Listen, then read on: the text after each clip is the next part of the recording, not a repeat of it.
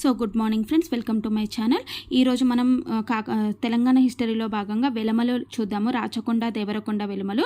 So నిన్నటి క్లాస్లో మనం ముసునూరి నాయకులు చూసాం కదా, దాని తర్వాత వెలమలు అనమాట. రాచకొండ, దేవరకొండ వెలమల గురించి చూద్దాము.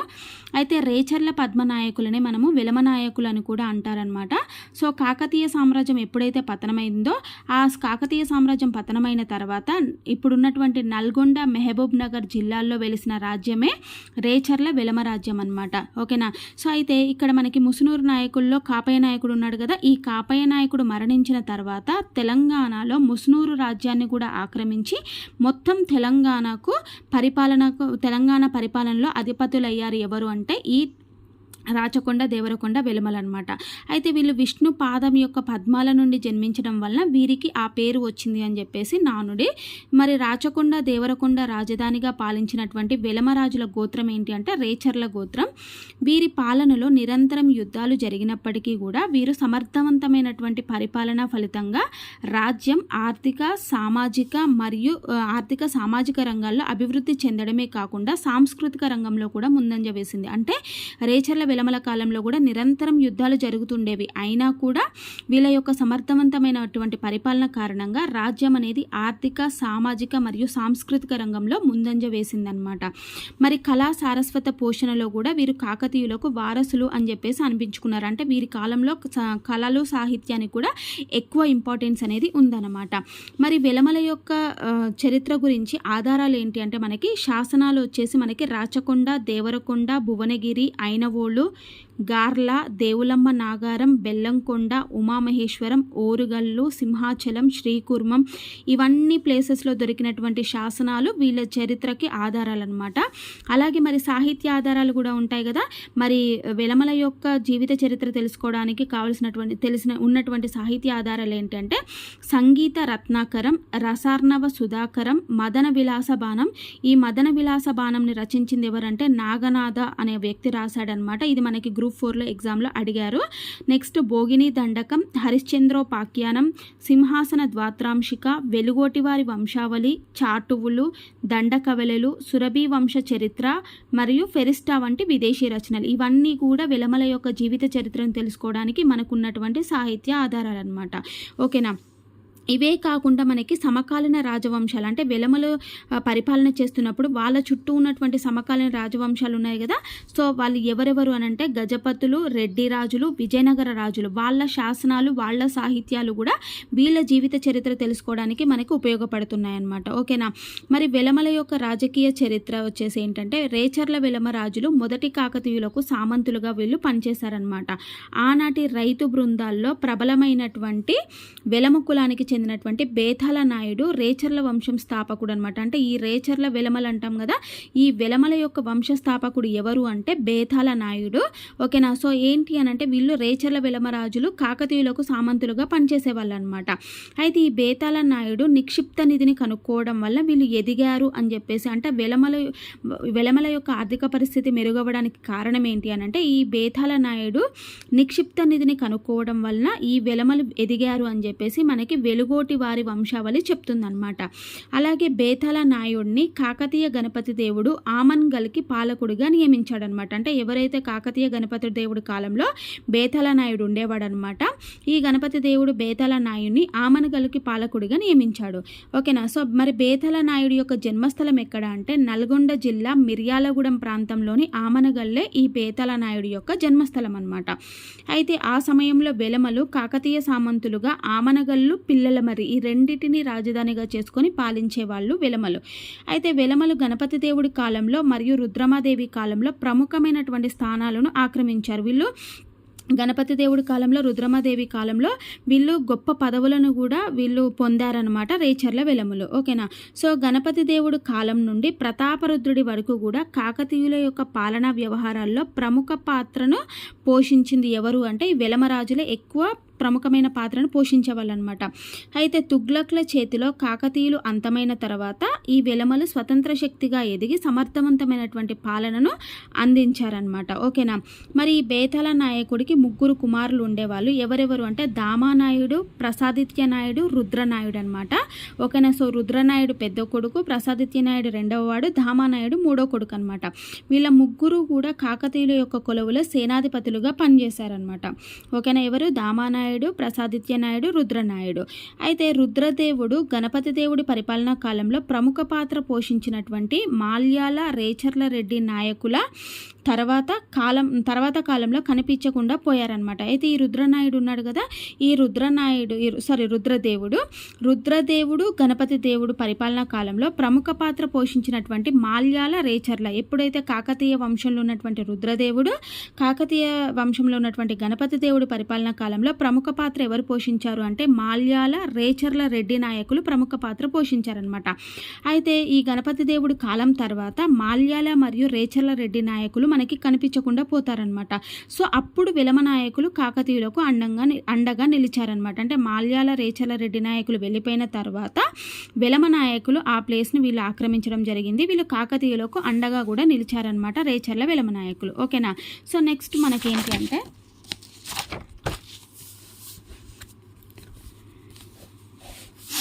నెక్స్ట్ మనకి పివి పరబ్రహ్మ శాస్త్రి ఉన్నారు కదా. సో ఈ పివి పరబ్రహ్మ శాస్త్రి కాకతీయ రాజ్య వ్యవహారాల్లో రేచర్ల వెలమల లాంటి సామంతులు పోషించిన విశ్వసనీయ పాత్రను గురించి వివరించారు. అంటే వీళ్ళు కాకతీయ రాజ్య వ్యవహారాలలో కాకతీయులకు రేచర్ల వెలమలు ఎంత హెల్ప్ చేశారు అనేది వాళ్ళ యొక్క విశ్వసనీయత గురించి పివి పరబ్రహ్మ శాస్త్రి గారు వివరించారనమాట. రేచర్ల కుటుంబ పెద్ద అయినటువంటి రుద్రుడు, మనం ఇందాక చెప్పాం కదా 3 కుమారులు అని చెప్పేసి, ఆ రేచర్ల కుటుంబ పెద్ద కొడుకు ఎవరు అంటే రేచర్ల రుద్రుడు అనమాట. అయితే రేచర్ల కుటుంబ పెద్ద అయినటువంటి రుద్రుడు అని ప్రస్తావిస్తూ బేతాళ నాయకుడు విశ్వసనీయత అను ఖడ్గాన్ని తన కొడుకులకి, బేతాళ నాయకుడికి ఎంతమంది కుమారులు అన్నాము? 3 కుమారులు అన్నాం కదా. ఆ 3 కుమారులకి కూడా ఎవరు అతని తండ్రి అయినటువంటి బేతాళ నాయకుడు విశ్వసనీయత అంటే ఏంటి అని అంటే నమ్మకం ఉంటుంది కదా, అలాంటి విశ్వసనీయత అనేటువంటి ఖడ్గాన్ని తన కొడుకులకి అందించాడు అని చెప్పేసి మనకి పివి పరబ్రహ్మ శాస్త్రి గారు చెప్తున్నారనమాట. అంటే వాళ్ళు అంత విశ్వసనీయతను కాకతీయుల పట్ల చూపించారనమాట. మరి రేచర్ల రుద్రుడు గణపతి దేవుడి పరిపాలన ప్రారంభ రోజుల్లో రాజ్యం యొక్క సిరి సంపదలు వైభోగాన్ని తిరిగి స్థాపించడంలో ప్రముఖ పాత్ర నిర్వహించాడు. మనకు తెలుసు కదా, గణపతి దేవుణ్ణి బంధించినప్పుడు, ఓకేనా. సో మనకి గణపతి దేవుడిని బంధించారు కదా, ఆయనను బంధించినప్పుడు కాకతీయ సామ్రాజ్యం అనేది ప్రమాదంలో ఉన్నప్పుడు రేచర్ల రుద్రుడే కాకతీయ సామ్రాజ్యాన్ని కాపాడడం అనేది జరిగిందనమాట. ఓకేనా. అంటే గణపతి దేవుడు ప్రారంభ కాలంలో కాకతీయ సామ్రాజ్యం అనేది చాలా వివాదంలో ఉండేదన్నమాట. అప్పుడు ఈ కాకతీయ రాజ్యం యొక్క సిరి సంపదలు మరియు వైభోగాన్ని తిరిగి స్థాపించడంలో రేచర్ల రుద్రుడు ప్రముఖ పాత్రను నిర్వహించాడనమాట. మరి రేచర్ల ప్రసాదిత్యుడు ఉన్నాడు కదా, ఈ రేచర్ల ప్రసాదిత్యుడు వచ్చేసి రుద్రమాదేవి కాలానికి చెందిన వ్యక్తి అనమాట. ఈ రేచర్ల ప్రసాదిత్యుడి యొక్క బిరుదు ఏంటి అంటే కాకతీయ రాజ్య స్థాపనాచార్య రాయ పితామాంక. ఈ 2 బిరుదులు కూడా మనకి రేచర్ల ప్రసాదిత్యుడి యొక్క బిరుదులు అనమాట. ఈ కాకతీయ రాజ్య స్థాపనాచార్య రేచర్ల ప్రసాదిత్యుడి యొక్క బిరుదు ఇది అని చెప్పేసి మనకి గ్రూప్ 3 ఎగ్జామ్లో కూడా అడిగారనమాట. నెక్స్ట్ 3వ కొడుకు ఎవరన్నాము? చిన్న కొడుకు దామానాయుడు. ఈ దామానాయుడు వచ్చేసి ఏంటి అని అంటే ఆమనగల్లు యొక్క వ్యవహారాలని చూసుకునేవాడనమాట. సో ఈ రేచర్ల ప్రసాదిత్యుడు మరియు రేచర్ల రుద్రుడు మాత్రం కాకతీయ సామ్రాజ్యంలో ప్రముఖమైన పాత్రను పోషించినప్పటికీ సో 3వ కుమారుడైనటువంటి దామానాయుడు మాత్రం ఆమనగల్లు యొక్క వ్యవహారాలను చూసుకునేవాడు.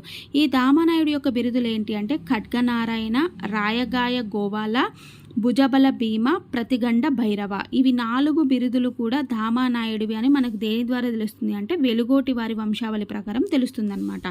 అయితే ఈ దామానాయుడు ఉన్నాడు కదా, 3వ కుమారుడైనటువంటి దామానాయుడు, ఈ దామానాయకుడి యొక్క కుమారుడు ఎవరు అంటే వెన్నమ నాయకుడు అనమాట. ఈ వెన్నమ నాయుడు అల్లావుద్దీన్ కాలంలో వచ్చినటువంటి ముస్లిం దండయాత్రలను ఎదిరించడంలో ముఖ్య పాత్ర వహించాడు. ఎవరు అంటే వెన్నడు. మనం చెప్పాం కదా రేచర్ల వెన్నడు అని చెప్పేసి. అయితే ఈ దామానాయుడు యొక్క కుమారుడే ఈ వెన్నడు అనమాట. వెన్నడు ఆర్ వెన్నమనాయుడు. ఇతడు అల్లావుద్దీన్ కాలంలో వచ్చినటువంటి ముస్లిం దండయాత్రలను ఎదిరించడంలో ముఖ్య పాత్రను వహించాడు వెన్నడు. ఈ వెన్నడు కుమారుడు ఎవరు అంటే ఎర్రదాచా నాయుడు అనమాట. ఈ వెన్నడు కుమారుడే ఎర్రదాచా నాయుడు. ఈ ఎర్రదాచా నాయుడు అనేవాడు ప్రతాపరుద్రుడి కాలంలో సేనాధిపతిగా కూడా పనిచేశాడనమాట. అయితే ప్రతాపరుద్రుడు పాండ్యులపై దండయాత్ర చేసినప్పుడు ఈ ఎర్రదాచా నాయుడు వీరోచితంగా పోరాడడం అనేది జరిగిందనమాట. ఓకేనా. సో ఈ ప్రతాపరుద్రుడు ఎర్రదాచయ్యను ఎలాంటి బిరుదులతో అంటే ఆయనకి పాండ్యులపై దండయాత్ర చేసినప్పుడు ఎర్రదాచా నాయుడు హెల్ప్ చేశాడు కాబట్టి ప్రతాపరుద్రుడు ఎర్రదాచయ్యను ఇలాంటి బిరుదులతో సత్కరించాడనమాట. ఏం బిరుదులు అంటే పంచ పాండ్యదల విబాల, కంచి కవాట చురాకార, పాండ్య గజకేసరి, ఈ 3 బిరుదులతోటి ఈ ఎర్రదాచయ్యను రెండవ ప్రతాపరుద్రుడు సత్కరించడం అనేది జరిగిందనమాట.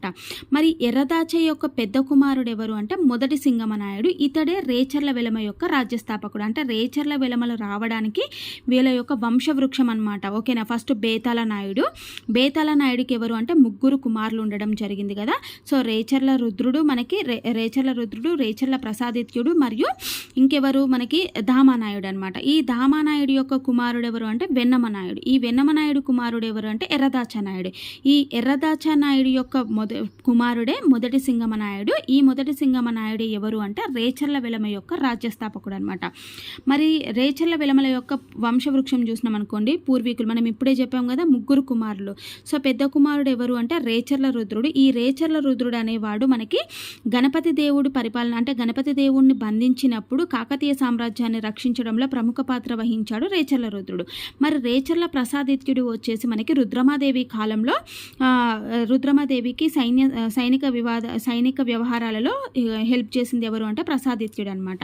నెక్స్ట్ 3వ వారు ఎవరు అంటే ధామానాయుడు. ఇతను కాకతీయుల దగ్గర ఎవరి దగ్గర కూడా ఆయన అంత ఇంపార్టెన్స్ లేకపోయినప్పటికీ ఆయన ఏంటి అంటే జస్ట్ ఆమనగల్ యొక్క వ్యవహారాలు చూసుకునేవాడు.